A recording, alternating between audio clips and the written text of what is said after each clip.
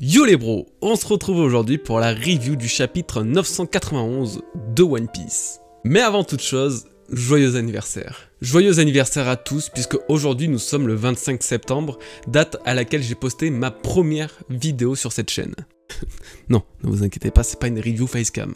On va partir sur du montage après. Jamais de la vie j'aurais pensé que 5 ans plus tard, ma vie justement serait changée du tout au tout grâce à ces toutes petites heures de travail que j'ai consacrées à faire cette fameuse vidéo. Aujourd'hui je vis de cette passion, j'ai vécu des moments et fait des rencontres formidables et je ne travaille plus seulement quelques heures pour une vidéo mais plusieurs jours et ça aussi ça fait partie du kiff. Actuellement je consacre toute ma vie à ma chaîne et même si ça peut être compliqué par moments, voir vos retours de semaine en semaine et... au fil du temps, c'est un plaisir juste infini. Bref, c'est des sentiments bien trop gros pour être exprimés seulement avec quelques mots, donc j'ai passé plusieurs semaines à démarcher auprès de boutiques ou diverses marques pour vous proposer des concours, parce que je vous en fais jamais, et je culpabilise de ça.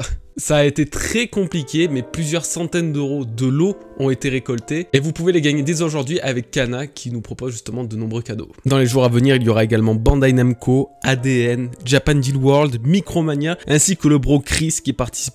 Tout ça pour vous remercier de ces 50 soutiens et ce tous les jours jusqu'à mercredi. Pour cela, rendez-vous sur Twitter puisque tout va se dérouler là-bas. Et oui, vous inquiétez pas, je vais tenter d'organiser des concours sur YouTube aussi dans les prochains mois, histoire que tout le monde puisse participer et avoir à peu près la même chance. Alors évidemment, je vous réserve d'autres trucs à côté, hors concours, mais ça met un certain temps à être mis en place, etc. Donc n'en attendez pas trop.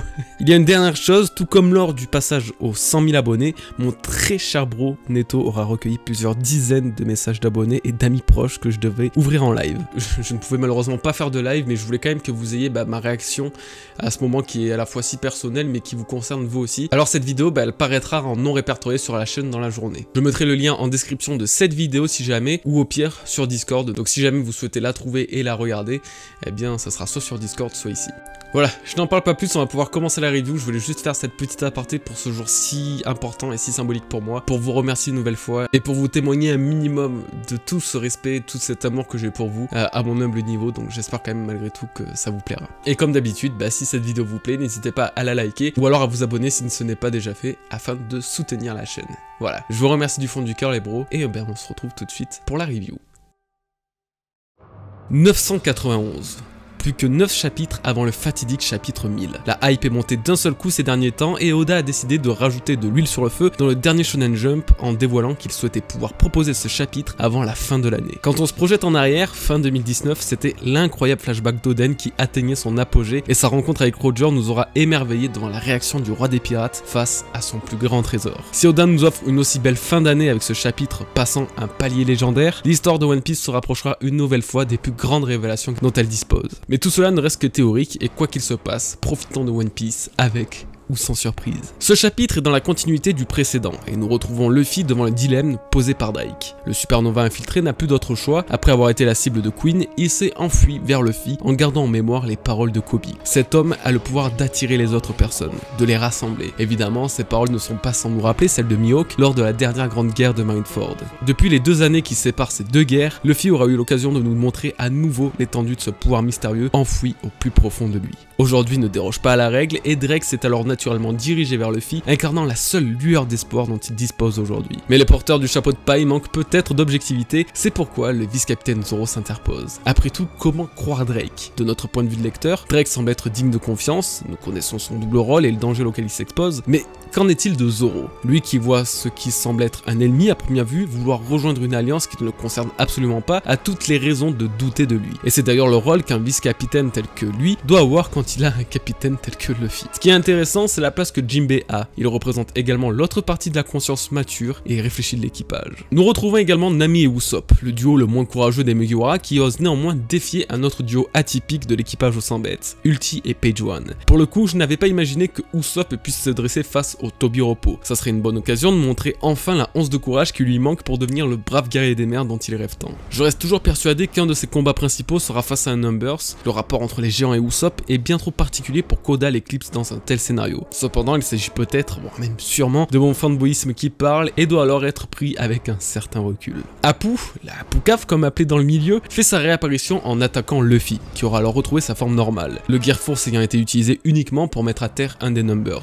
Là encore, force force est de constater que l'utilisation du haki est bien plus simple qu'à l'époque où une transformation en Bondman lui valait un profond épuisement. Comme j'en parlais dans ma dernière review, Luffy se doit d'avoir désormais une technique qui l'épuise. Cela a été le cas avec le Gear Force lorsque le Gear Second était parfaitement maîtrisé, alors vivement le nouveau Gear qui remplace le 4ème dans son combat ultime contre Kaido. Ou alors Luffy se contentera non pas d'une transformation, mais d'exploiter la faiblesse de Kaido pour le vaincre. Tout comme il a fait face à Apu, au lieu de subir les attaques liées aux ondes sonores comme il y a moins de 10 chapitres, il utilise la faiblesse principale des pouvoirs d'Apu, l'Ouïe. Simplement, en se bouchant les oreilles, Luffy parvient à éviter ses attaques, faisant passer le Supernova d'un statut surpuissant ayant blessé les Mugiwara à un rôle un peu moins glorieux d'impuissant face à de simples oreilles bouchées. Drôle de parallèle avec la Tea Party de Big Mom, encore une fois, où la principale façon de se défendre face au déferlement du haki des rois de cette dernière est de se priver temporairement du sens auditif. Mais Apu, lui, semble avoir un autre tour dans son sac et se focalise principalement sur les Numbers qui semblent constituer la force principale de son groupe, puisque oui, il en est le chef. L'origine de sa place est encore inconnue. Pourquoi parvient-il à contrôler les Numbers? Grâce à sa musique, à autre chose? En tout cas, ces derniers semblent encore bel et bien cacher une force en eux, puisque l'objectif est désormais de les faire dessouder. Ça prouve qu'il y aura une phase 2 concernant ces monstres antiques, que ce qu'on a vu d'eux n'était qu'un aperçu, mais qu'une fois sobre, il se pourrait alors qu'ils déchaînent leur véritable puissance. C'est un duo étonnant qui va par la suite se former alors que plus tôt nous les avons introduits comme ennemis. Zoro et Drake s'en prennent à Apu avec chacun une rancune personnelle envers lui. La défaite d'Apu par Drake servira alors sans doute à faire changer Zoro et Jinbe d'avis à son sujet, lui permettant de prouver sa valeur en tant que nouvel allié dans cette guerre sanguinaire. Cependant, Queen fait son apparition et utilisera alors l'un de ses principaux atouts, la maladie. Appelée plus précisément la pandémie, Queen aura un aspect de sa personnalité autre que sa réputation de briseur d'esprit. Il a mis au point une maladie considérée comme incurable à la vitesse de propagation hors norme qui aura bien failli venir à bout de Luffy dans la prison d'Udon ainsi que de nombreux prisonniers. La momie. C'est le nom de cette maladie générée par des balles pandémiques qui aura causé un véritable fléau. Lors de l'attaque à la prison, la maladie aura su être gérée par Chopper rapidement, mais en pleine guerre, je doute qu'il sorte son atelier de chimiste pour concocter rapidement un remède. Donc soit il se sera préparé à l'avance et aura des fioles pour sauver les victimes, ce qui saurait démontrer une préparation exemplaire de la part de l'Alliance, soit Marco et ses capacités médicales seraient enfin mis en avant et interviendraient pour sauver les victimes de cette maladie. En tout cas, cette calamité porte son nom à la perfection et sera l'origine de bien des maux à la suite de cette guerre.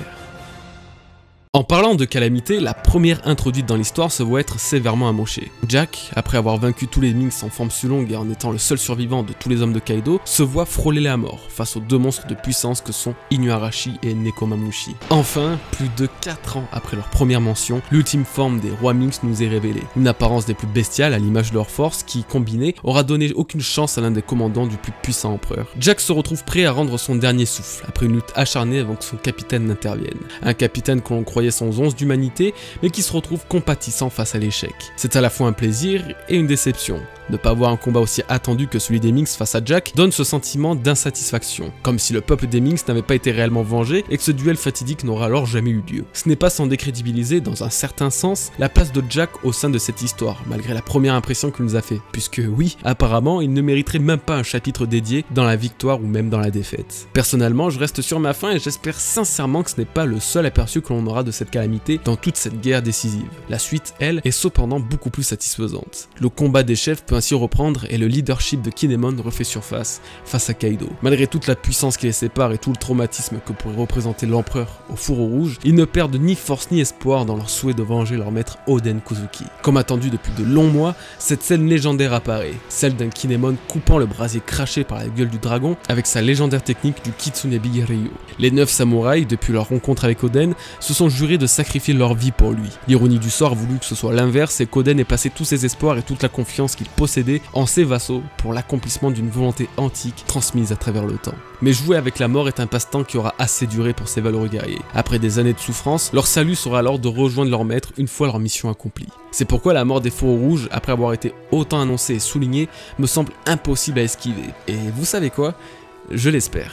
J'espère qu'ils mourront. Tout simplement car ça sera la plus belle façon de clore l'histoire d'Oden Kozuki pour laisser place à une nouvelle génération. Que leur courage face à la mort ne soit pas qu'un simple acte de bravoure temporaire, mais bien une détermination sans faille dont ils ont fait preuve dans la victoire ou la défaite. Rares sont les personnages autant dévoués dans One Piece, même si la volonté d'atteindre un but reste le cœur principal de cette histoire. Je veux que les fourreaux, après tout l'impact qu'ils ont eu dans l'histoire de One Piece, puissent clôturer leur histoire de façon légendaire. Et rien d'autre que la mort qu'ils souhaitent tant ne pourrait autant honorer leur mémoire. Luffy est celui qui doit doit vaincre l'empereur, mais la tournure des événements insiste et appuie sur la force de ces samouraïs qui, 20 ans après leur première défaite, n'ont pas perdu la fougue qui anime le légendaire clan des Kuzuki. C'est la fin de cette petite review les bros. J'espère qu'elle vous aura plu et qu'il en sera de même pour ce chapitre. Outre le point obscur autour de Jack et son combat qui me fait un petit peu peur, je dois avouer adorer certaines facettes de la guerre de Onigashima. Je suis surtout très curieux de savoir ce que Oda prépare à ce sujet et j'espère qu'on atteindra rapidement son climax. On se retrouve très bientôt pour une nouvelle vidéo. En attendant, je vous rappelle une nouvelle fois que de multiples concours vont se dérouler sur Twitter, alors n'hésitez surtout pas à y participer. Rejoignez-nous sur notre Discord qui vient d'ailleurs de passer officiellement partenaire Discord, et ainsi j'aurai peut-être la chance de vous remercier directement pour ces 5 années de bonheur passées ensemble. On se donne donc rendez-vous là-bas, je vous souhaite un très bon week-end les bros, portez-vous bien, peace et merci.